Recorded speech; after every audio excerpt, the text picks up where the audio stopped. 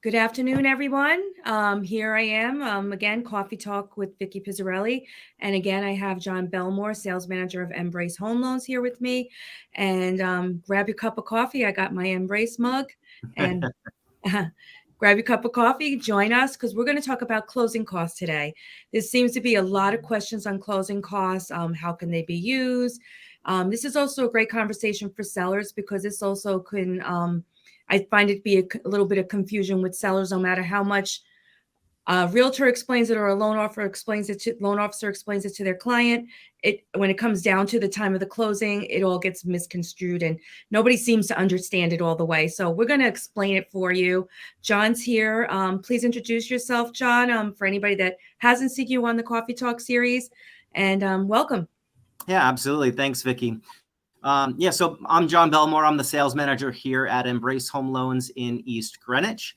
And we actually just moved into our new office. So we opened this branch over in November. So it's been a couple of months. Happy to be here and happy to be here as well.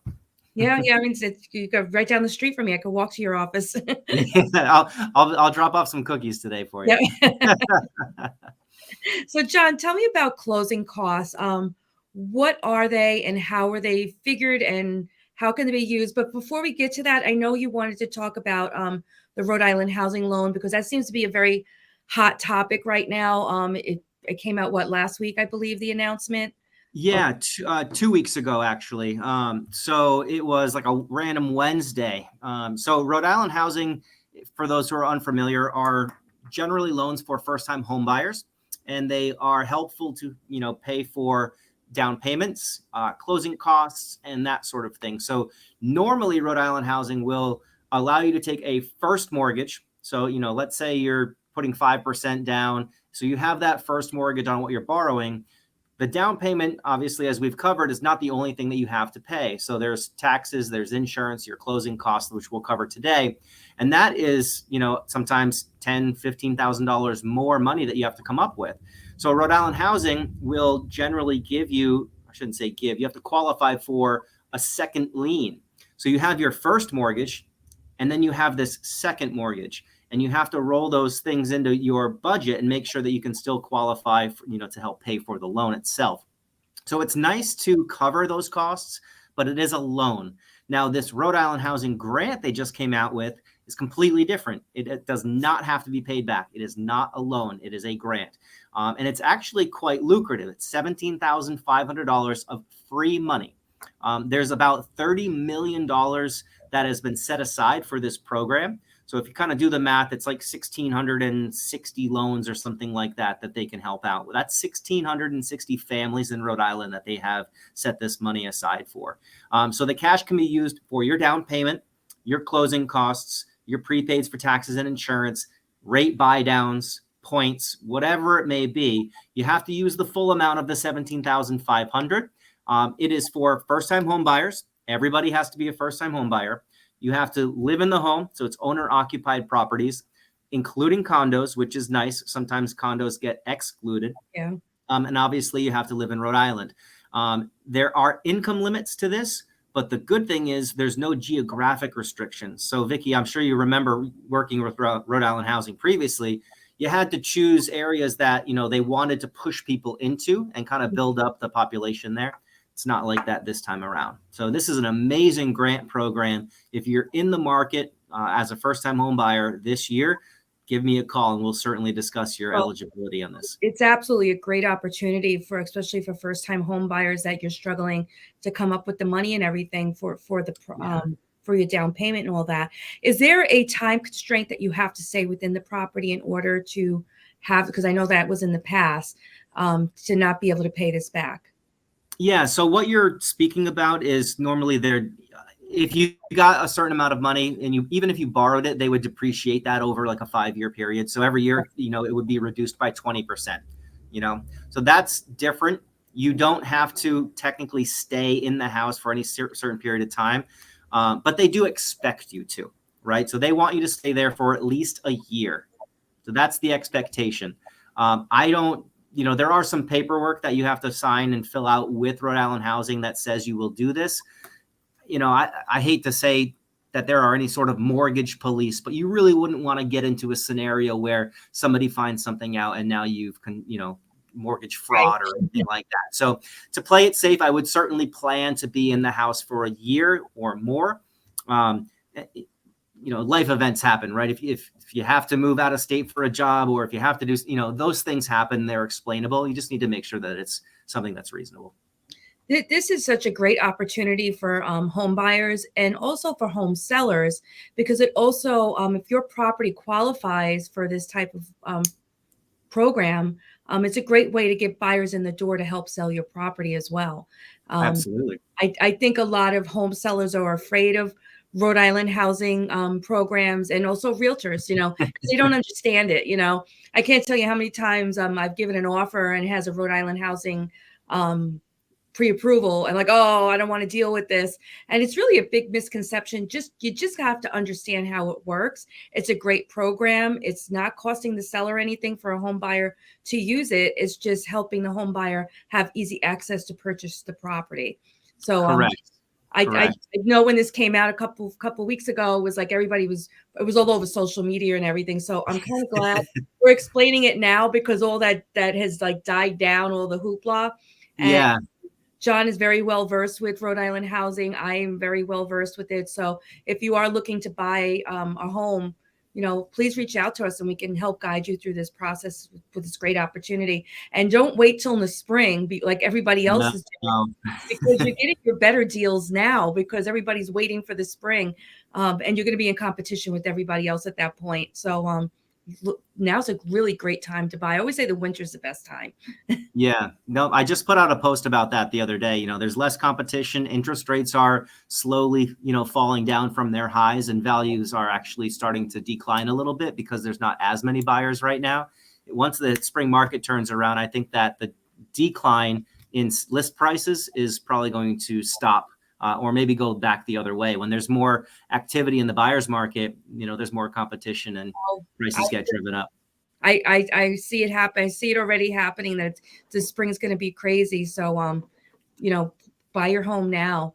Now, we have the other question, closing costs, right? Well, there you go. Closing costs, and how do they work? And, it's always a mass confusion with this. Yeah. So closing costs are, it's kind of a tough subject, right? Because everyone says, okay, what's my rate? What are my closing costs? And those are like very broad brushed questions, right? So there's not a rate. I think there's like we covered before, there's like 28 different factors that go into calculating what your rate would be. So it's not as crazy, but with closing costs, it's kind of similar. We don't know who you're going to be using for a closing attorney. We don't know what state you're buying in or what county you're buying in. So all of those things get factored in when you're looking at a net closing cost number. So we'll kind of take a little bit of a closer dive into this. So closing costs are expenses related to the purchase or refinance, I should say, of a property. So they're usually property related, and then mortgage related, and then we'll say more attorney related. So property you can think of as appraisal fees, title fees, and title would be your ownership record, like a title of a car, something like that.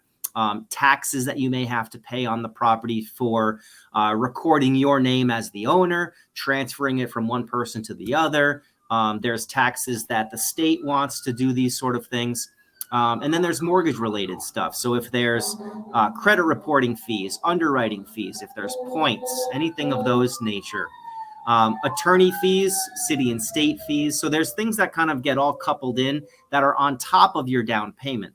And then those are kind of the traditional closing costs. When you look at a closing cost figure on a loan estimate document, you're actually going to see prepaids for property taxes and homeowners insurance bundled into the closing costs section.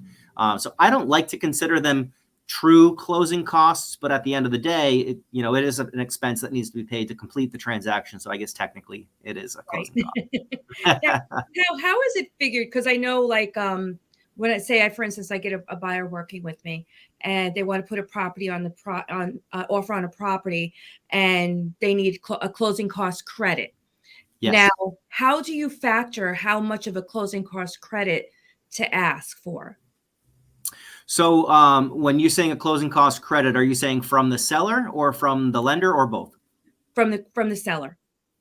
So we will get into the limits on that, but it's really whatever you would need, right? So closing costs are generally about 2 to 6% of the loan amount, and some of the programs have these limits. So if you see here seller concessions, it depends on what program you're using, how much you can ask for, and in some cases your down payment. So on a conventional loan, if you're putting, less than 10% down, you can only ask for up to 3% of the sales price in a credit, right? So if you want or need more, then you have to end up putting more down in order to get access to more funds from the seller, right?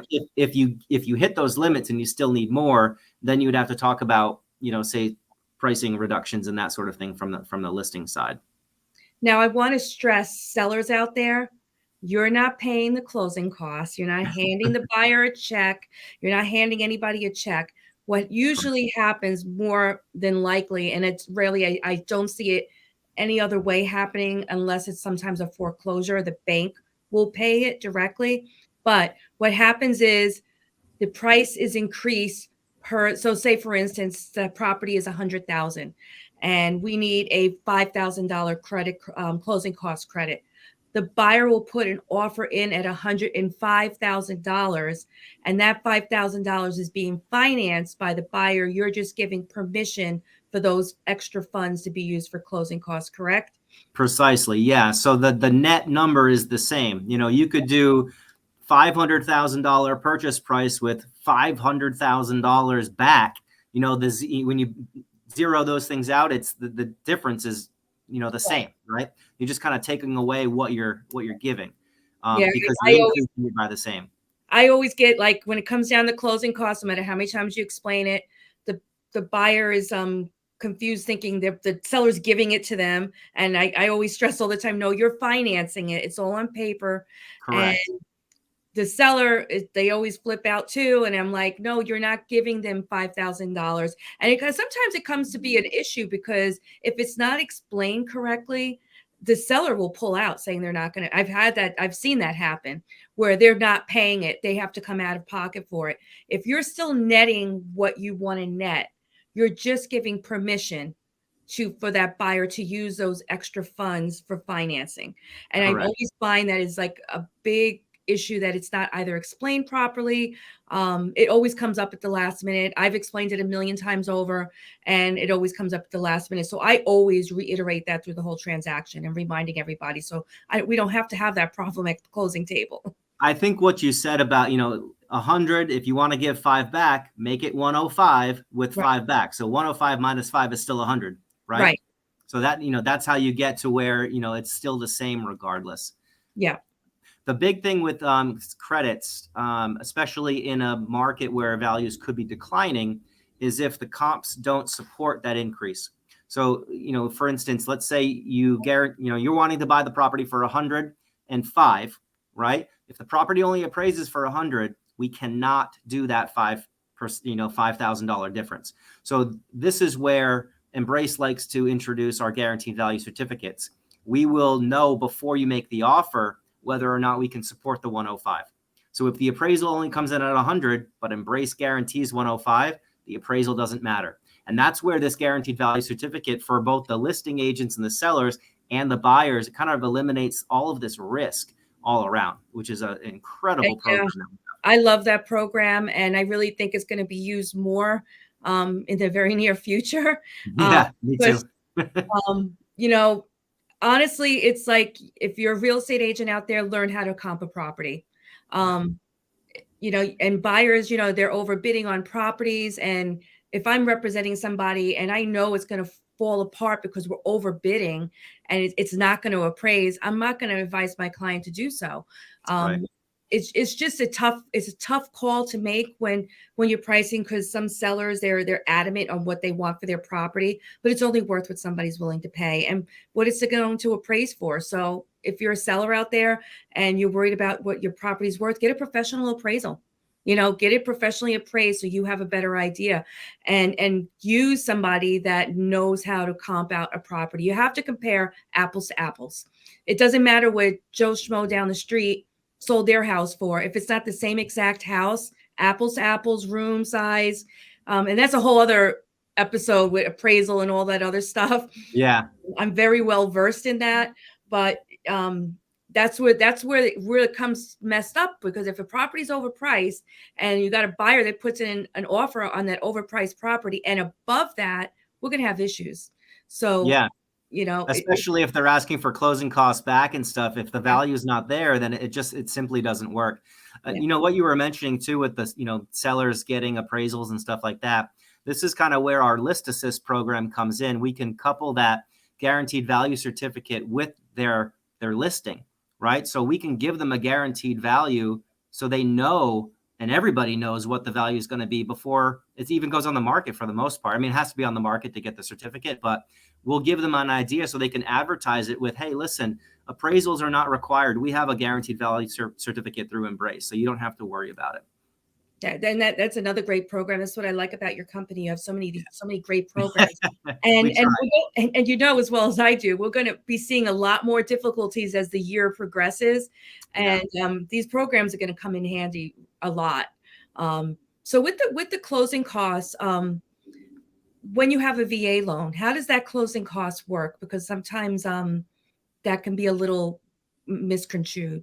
Misconstrued. Yeah, so the government, like what we call govy loans or government loans, the FHA, the VA, the USDA, because they're government backed, they normally have more closing costs than the conventional loans do. So you asked specifically about VA. So the VA has two different things. They never have mortgage insurance, but they may have what's called an upfront mortgage insurance premium or a funding fee, right? So whether you're looking at FHA or VA, the VA has a funding fee. If you are not exempt from the funding fee due to some sort of service-connected disability, then you will have to pay a certain amount of money. It's like, I think 3% or 3.3% of your loan size that Right. gets financed into the loan. And the FHA kind of works the same way. It's, I think 1.75 to 3.3%, same deal, upfront mortgage insurance premium that gets financed into the loan. So that will be included in your closing costs. The difference with the FHA and VA versus conventional is because that's financed, it's not brought to the closing table.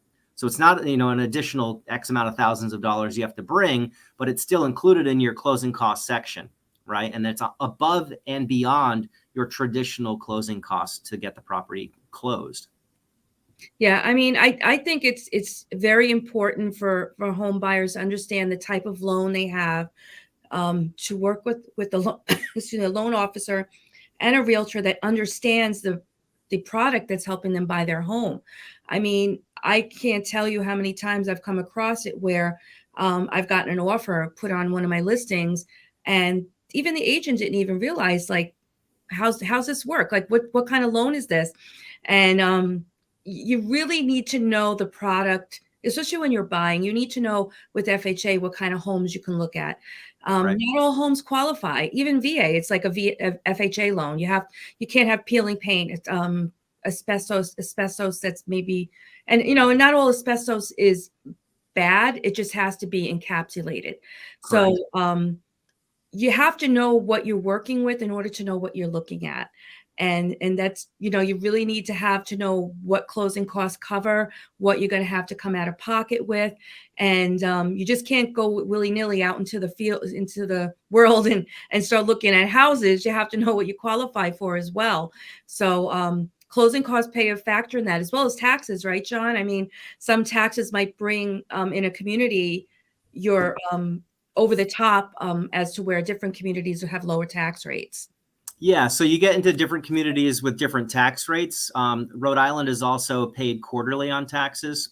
So we'll go over a kind of a breakdown at the very end of what a loan estimate looks like. But, so you have your closing costs, let's say appraisal, underwriting fee, your title fees, settlement fee from the attorney to actually do the closing, some miscellaneous stuff, and then things that go towards, your municipality, just to enter that information into their records. On top of that, you have normally a year's worth of homeowners insurance that the insurance company would most likely want to collect up front. Right. So that can be $2,400, 2,000, whatever it may be, depending on your coverage. And then, as I was mentioning before, taxes are paid quarterly in Rhode Island. So depending on when you close, you could end up potentially having to bring 6 months of property taxes to the closing table as well. So it's going to be somewhere usually between 3 and 6, but it depends on when you're closing and when that next tax bill is due. Because a lot of people forget that you close, you don't have a mortgage payment that next day. It's normally 45 to 60 days down the road. You're occupying this property with not having a mortgage payment. So you have to pay interest on the ownership of the home during the non-repayment period. And then also you have, months of that go by where you're not paying property taxes. So it's not being collected in escrow.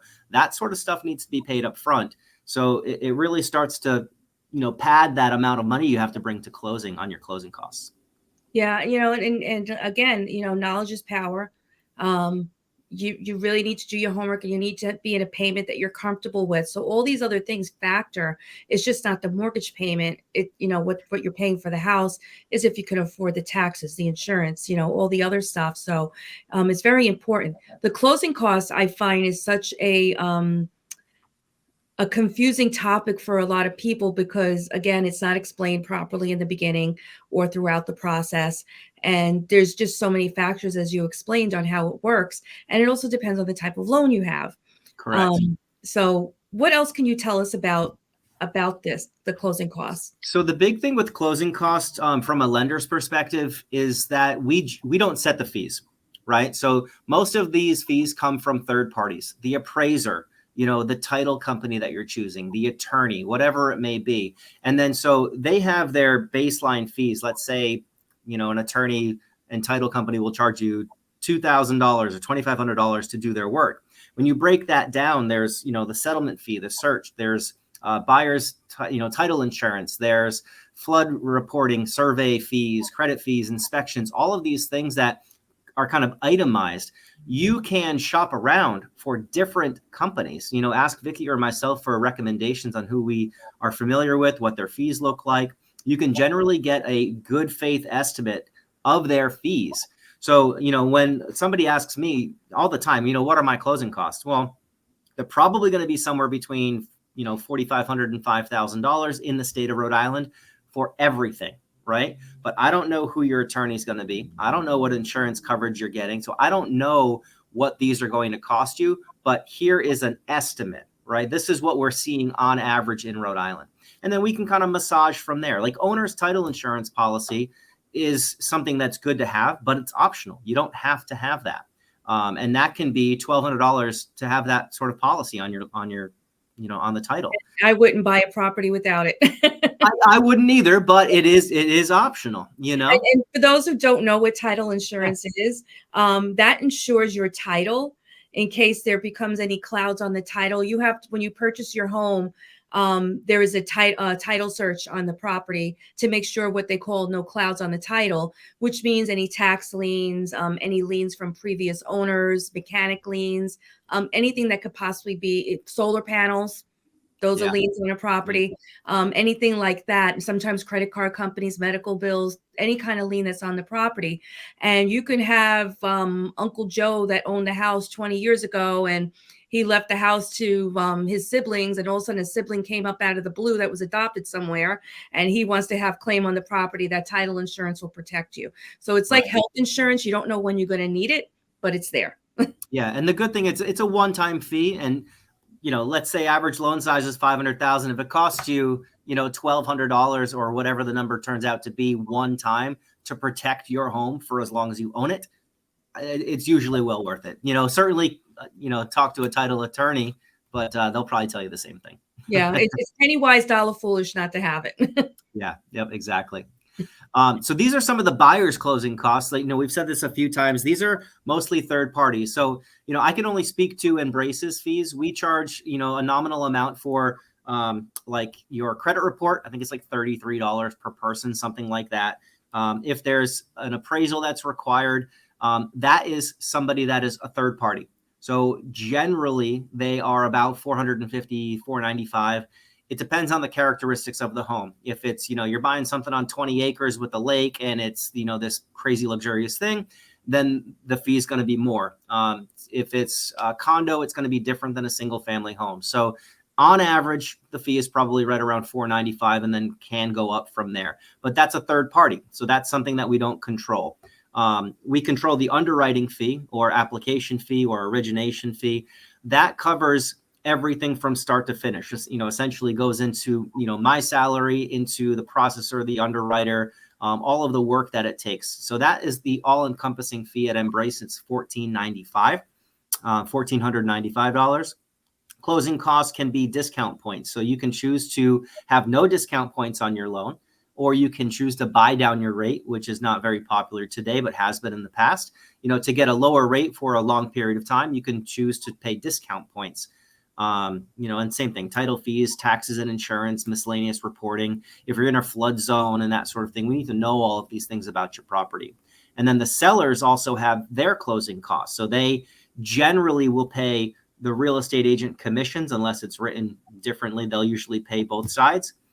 Property and transfer taxes. So, there are taxes that are due in the future that haven't been paid yet. So like, let's say June 1st rolls around and you're purchasing the property on June 15th or something like that. They probably wouldn't have paid that yet, or at least their portion of it. So they would have to pay that 15 days, and things get prorated back and forth. Title insurance, they sometimes pay for their own attorney fees, HOA and escrow stuff that maybe they fell behind and it hasn't been analyzed yet. Closing credits to you, that can come out of their pocket as well in some cases. So these are some of their seller closing costs as well. They share expense. The buyers usually pay the majority, I would say, but the sellers don't get off scot-free. They certainly have quite a bit of cost, especially when it comes to commissions and property taxes and that sort of thing that they have to make sure they're up to date on. Yeah, absolutely. I mean, even the commissions, you get some buyers out there that they want to go directly to the listing agent because they think they're going to get a better deal because the seller won't have to pay the commission as much. I just want everybody to know those contracts between the seller and the agent are made prior to the property going on the market, and you're not getting a better deal going directly to the listing agent. I promise Yeah. you. I can't tell you how many times I've heard that. It's actually, you're better off having your own representation, because at that point, when the realtor is representing both parties, you become a transaction facilitator and you can't advise anybody. You're just a paper shuffler. And as a realtor, it's very hard to represent both parties, because I'll put it this way, easier to understand. If you're in the court of law and you're an attorney, how can you represent the innocent and the guilty? You can't represent the plaintiff and you can't represent both parties fairly.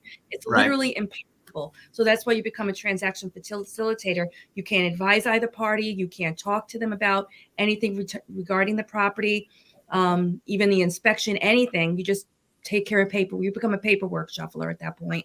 So Yep. get your representation. It's very, very important.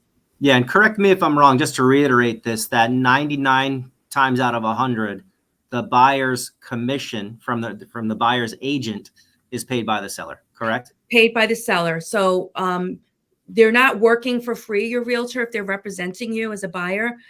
You're not, it's worked into the purchase price, both ultimately. But that realtor is getting paid by the listing agent, at which the listing agent's getting paid by the seller. Whatever agreement they have, and that agent, whatever they agreed to with the seller to give to the co-broke, which is the buyer's agent, that's what the fee will be. So you're not getting a buyer's agent services for free. It's being paid for somewhere. It's all wrapped Yeah, up in right. the whole cost. But it's really important to have your own representation. Yeah. So this kind of gets me to the next thing is, right, we're talking about all these closing costs, how expensive they are. It probably sounds a little bit daunting, right? So how do you actually get a mortgage without closing costs? So there are some ways to do this. Generally, there's no free lunch, right? So generally, these are rolled into the transaction in some capacity. So we can, as a lender, charge you a higher rate in order to recoup those costs. So if your closing costs are $4,000, right, and your mortgage amount is $400,000, that's 1% I have to cover, right? So if you qualify for, and I'm just using, these are wrong numbers, but if you qualify for a 6.25, you can get a, let's say 6.5 or 6.75 with zero cost, because I'm going to credit you that $4,000, right? So on paper, your closing costs are $4,000 minus a $4,000 credit. So you're zero, but you've taken a higher rate. Usually that only is good if you're going to stay in the house for a very short period of time, right? And so that's usually not what people are buying homes for. So it's usually better to, have these closing costs paid for, either through the seller and finance it that way or out of your own pocket. So that's kind of a way to wrap your closing costs into your loan. It's difficult to do, or I shouldn't say difficult, but it's less common to do on a purchase. But refinances, most times your closing costs are rolled right into the loan, so you don't have to come out of pocket with anything. Even if you're not doing any sort of a cash out, it would roll it right into the mortgage. Just keep in mind, if it's $4,000, $5,000, and you're financing that over 30 years, that's going to ultimately be a lot more, at the end of the day, right? So you're adding that to your financed costs. Right. And then finally, obviously, seller paid, which we've been talking about. If it's a purchase transaction, 100,000 purchase, you buy it at 105 with 5 back. You're rolling that $5,000 into what you're borrowing. So the pros, there's no fees at closing. The break even point is much shorter. But the cons are usually the payment's higher because you're borrowing a little bit more. You're paying more interest because you're borrowing more. It's always 6 in one hand, half a dozen in the other. What works for you? Do you have the money to pay closing costs? It's probably better to do so. If you don't have it, or you absolutely need to, roll it in, then this is a solution to that problem. There's so many opportunities and so many different programs out there to help home buyers. I have to say, more so than in the past, when I first bought my first home, there was none of this around. I mean, and I'm talking like in the 80s, early 90s. There's like 3 TV channels, 3 loan options, and that's it, right? The tinfoil on the antennas. Oh yeah. We had to move.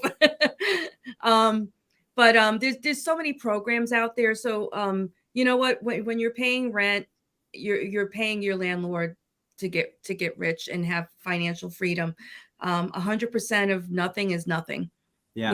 So I actually have I have a rent versus own calculator. So if anyone's interested in giving me a call, I can run numbers absolutely for free. Obviously, it's puts in what are your expenses today, including rent, right? And then if you bought a house today, imaginary house at these terms, what's it going to look like at year 1, 3, 5, 7, 10, whatever, and it'll show you the cost of renting versus the cost of owning.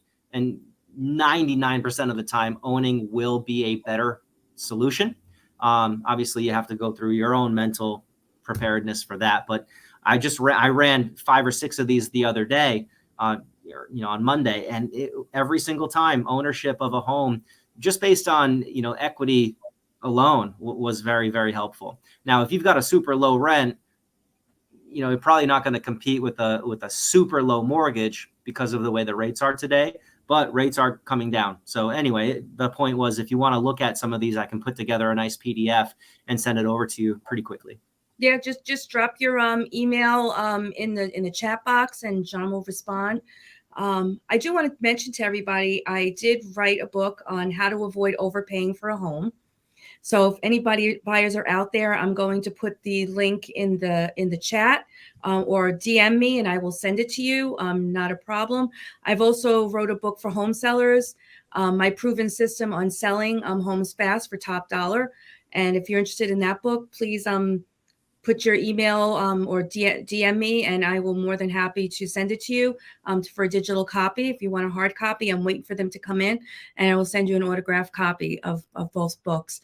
I had to do a little updating with the market and everything in them, so I have new covers and all that. But this has been a really great topic. Yeah. We can go on and on with these discussions when we have them because there's just so much to talk about. And it's always a great time to own a home because, when you own a home, you're creating financial wealth, and it opens up the doors to much other opportunities that you can have. And if you're a little scared of buying a home because you think about like all the other responsibilities that come with it, get a multifamily, have that extra rent, pay for the mortgage. I always say when you're just starting out, especially when you're getting your first home and you're afraid of carrying that whole mortgage, get a multifamily and have that apartment help pay for your rent. You I know, spoke with 3 clients on Monday after I put something out about Rhode Island housing, because you can use this with an FHA on a multi-unit. So you can buy a 2, 3, or a 4 unit with the FHA with 3.5% down. So on wow, $1 million, just hypothetical, right? $35,000 out of your pocket is your down payment. You can buy a $1 million 4-unit complex, right? If you crazy. get if you get 17,500 from the Rhode Island housing, it cuts that number in half, right? It's Half crazy. of your down payment's paid for. So it's like 1.75% out of your pocket to buy $1 million 4-unit place. And you can have units 2, 3, and 4 paying for your mortgage. It's a Great. crazy, And What I, crazy. what I love about the program of Rhode Island Housing is that it's not community specific. And then Mass Housing came out with a $30,000 grant, which we'll have to get into another time. Yeah. Um, that's another great opportunity if you're looking in Massachusetts. Rhode Island housing does still have community specific programs for those areas that they want to kind of boost the population and get that area going. But like I said before, this is not geographically restrictive. You want to buy a house in Westerly, Providence, over out in Cumberland, you want to do, over in Bristol, does not matter. As long as you're a first time home buyer, 660 score. There are some income limits. I think it's like 112 for 1 to 2 family, or 1 to 2 persons in your home, and then 129 for 3 and greater. But it's, that fits a lot of Rhode Islanders. You know what I mean? So there's a lot of opportunity out there for someone looking to buy that fits into that program. Oh, And I was just on their conference the other day. I think it was on Tuesday. They promising a 2-day turnaround time. So as you were mentioning before, Rhode Island housing used to be, we're delegated for Rhode Island housing, so we can do everything in house, but we still had to send their stuff, so they could give the final stamp of approval. right. When you did that, it was like a 5-day turnaround, and then they'd say, "Oh, you're missing this one thing." Send it back, give it to them same day, another 5-day wait. This program is not like that, so it's a 2-day turnaround is amazing. That is amazing because I always say like the closing date on your purchase and sales agreement is fictional date. The target date, right? It's a date there because we have to put something there legal and binding, and then you hear it as well as I do that I have to move. I gave notice to my landlord for this date. Until you hear clear to close, I always say those are the 3 best words, better than I love you, clear to close, or deeds recorded. The deeds recorded. Those are the 3 words you want to hear when you're buying or selling a home. Until you hear clear to close, don't give notice to anybody. Just have patience and wait. This is a process, and that date is fictional, as John just explained. A hiccup can happen. There could be an issue with the appraisal. They might want to see something fixed, and now you're relying on contractors or painters to get in to fix something. So, Right. there's a lot of moving parts in a transaction, and there's a lot of chefs in the kitchen, and you're only as good as the team behind you. So you really need a good team behind you, people that are knowledgeable, that do this all day long, and can help guide you to home ownership. Yep. And So that kind of brings us to, I just have two more slides sure. to show. My computer is freezing. There we go. So something that I get, this is kind of just bouncing on that last one. So if you can't do a no closing cost, how to reduce them. So, I'm not going to say I'm the only and best lender out there. I think I am the best lender, but shop different lenders. Different lenders have different fees, different programs, so one is not like the other. Embrace is actually a direct mortgage lender, direct mortgage company, which means we lend our own money, right? And it's the only thing that we do. We are different than a bank. A bank is a depository. And so they do mortgages like on the side. but their primary business is credit cards, bank, savings accounts, checking accounts, that sort of thing. So they offer different programs and products than we do. And then finally, brokers are a little bit different as well, because they have access to, all different type of loan programs and products. But when you start doing that, sometimes their fees get a little bit higher because they're kind of I don't want to say middleman, but they take a cut, right? So that's why you want to shop around different lenders. We mentioned before, ask the seller to contribute to lower your closing costs, scheduling your closing for the end of the month. And this is because when we mentioned before, you normally have 45 or 60 days without a payment. If you can cut down the days of your ownership without that mortgage payment, each day, depending on, the property value, or I should say the loan amount, is, $50 to $75 to $100 a day in cost that you're not paying on those fees. And then finally, just ask for a lender credit. But our closing cost tax deductible. This is something that I get all the time, right? So you've gone through the transaction, right? Now tax time's coming up. What's 60 days, something like that, a little bit less at this point. So you better be getting your tax documents in order. Are they tax deductible? So the rule here is that it's primary residence only. So if you buy a second home and investment property, that 1098 form, which is how much property tax and interest you've paid, you can kind of get rid of that. It's not going to, I wouldn't say get rid of it, but it's not tax deductible. It's only tax deductible if you itemize your deductions. And again, consult a CPA or a financial advisor. This is not my world, but I can just kind of give you some details here. Most people choose the standard deduction. I think it's like 85% of people, something like that, choose the standard. It's really hard to itemize everything in your life and get above that. What is it, Vickie? 24,000 and change right now? Yeah. Something like that. So unless you're paying a crazy amount of taxes and of interest to student loans and property taxes and that sort of thing, you generally won't hit that threshold. So as far as tax deductibility, it's state and local property tax, prepaid interest, which will come on your 1098 form, origination fees. So our $14.95 origination fee, and points. Points are essentially prepaid interest, so you're able to write that off as well. And then sometimes, depending on who you speak to, private mortgage insurance. So those are some things that are tax deductible. I just kind of wanted to slip that in there as my thing. And it's a great thing to slip in there too, because I hear that question as well. Yeah. There's a lot of stuff, like Jon said, contact your CPA. There's a lot of stuff that can be deductible just for buying a new home, like your move and all that other stuff. So that's another thing. When you become a homeowner, you got more tax deductions as well. So it's good. It's the form is 1098, and you'll see on it, it's a pretty simple form. It just says, property address and, how much of prepaid interest, have you paid this year? And that essentially just comes off the top. But again, if you're not itemizing your deductions, generally it's a don't throw it away again, but it's a throw out document because you're not going to hit that 24,000 cap. Right.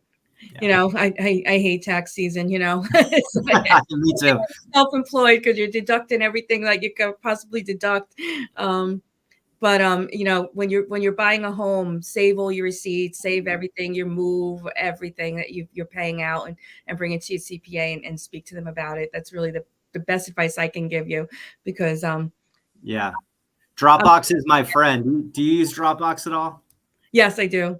Yeah, they've got a scanner built right in there. I just make a folder for the year, and every time I get something, I scan it, put a date on it, and it goes right in there. So I have it for the CPA at the end of the year. Here you go. It's my whole folder.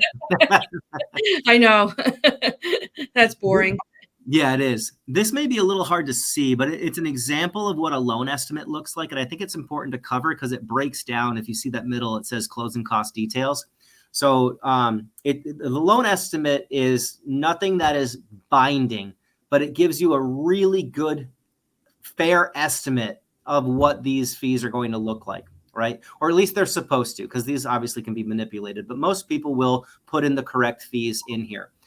So in the second page, you'll see closing cost details, and it'll say origination charges. So if there's points, an application or underwriting fee. The second section there says services that you cannot shop for. So you cannot choose your own appraiser, right? But it is a part of your closing costs, so it gets rolled into that section. You cannot choose who gives the lender your credit report. So the credit report fee, flood determination, or sometimes a survey, tax monitoring, tax research fees, services that you can shop for. If you need a pest inspection, particularly under the VA, if you have a title company or settlement fees, those are things that are third parties that you can shop for. So it kind of breaks these all down with bullets on how much they cost you, and it breaks out how much you're going to see with taxes, insurance, closing costs, and everything else. So at the very bottom, it estimates your cash to close. I can't really, oh, you can see my mouse. That's cool. This estimated cash to close right here will add up everything in each one of these sections, and then it will give us that number here. So it gives you a really good faith estimate on what this is going to be. This is a very important document. If you're going through this process, every single time that there's a material change, a significant change to your loan, the lender has to mark it as a change of circumstance and send you a new one of these. So it'll have a new date on the top. You want to keep track of each single one so you can see, okay, Section A is the same, Section B is the same. What changed? Oh, here it is. What was it last time? What is it now? And what's the reason? If your lender is not explaining these things to you, certainly ask, but you may want to, if you can't get the answers, you may want to shop around, Yeah. Yeah, and it's very important to learn how to read these forms. I mean, I know a lot of realtors that don't even know how to read them. Yeah.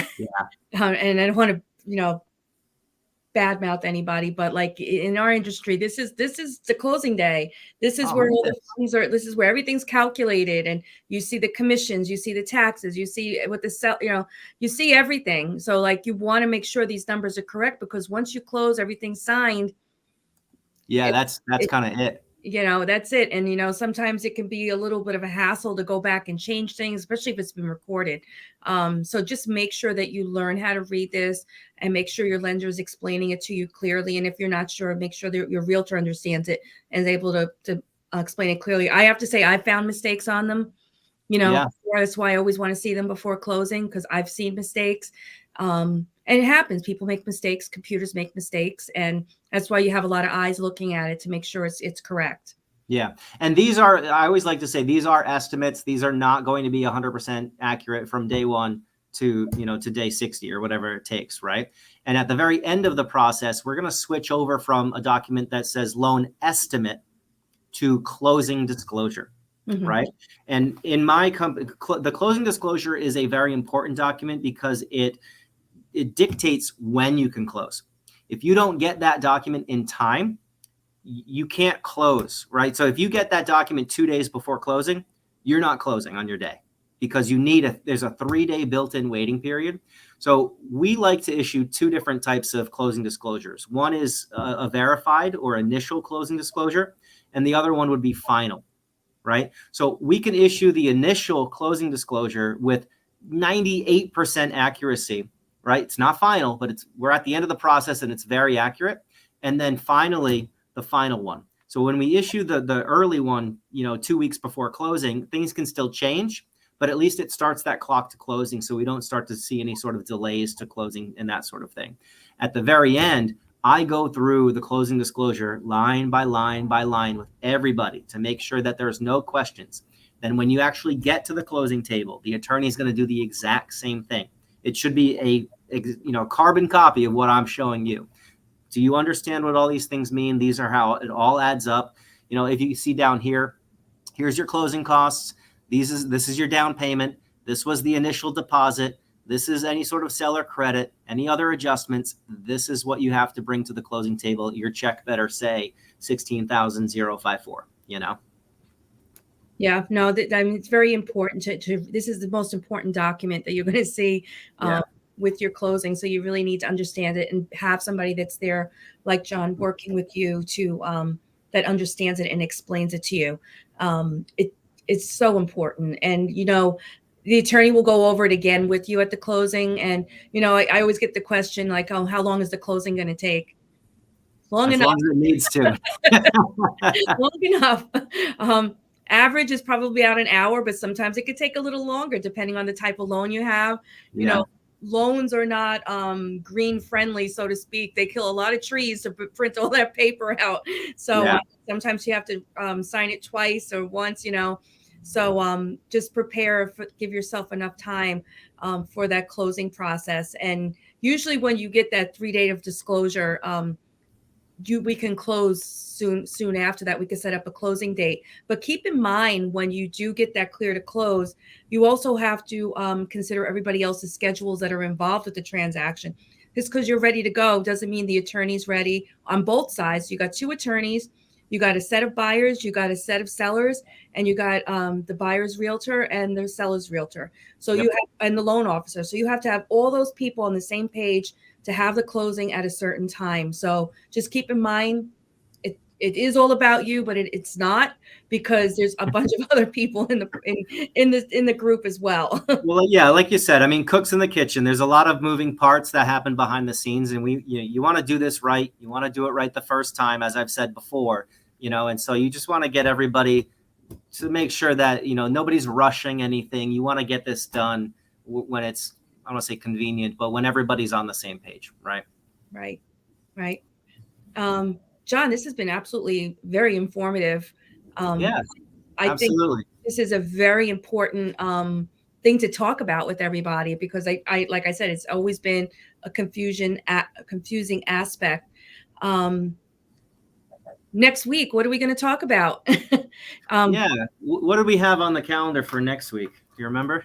I think, well, you had mentioned you wanted to talk about paying down your loan sooner than later with extra payments. We can So do that. Yeah. Oh, the 26 yeah, payments.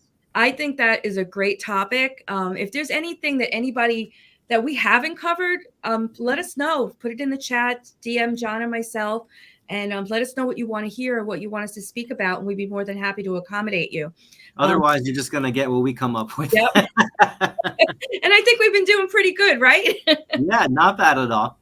I'm sure there's only so much you can fit into an hour, right? Yeah. There's so much that goes into everything. So if you want a deeper dive on anything we have or have not covered, certainly let us know. Yeah, I mean, there's so much that goes into buying and selling a home. There really is, and a lot of people don't. They just don't understand it.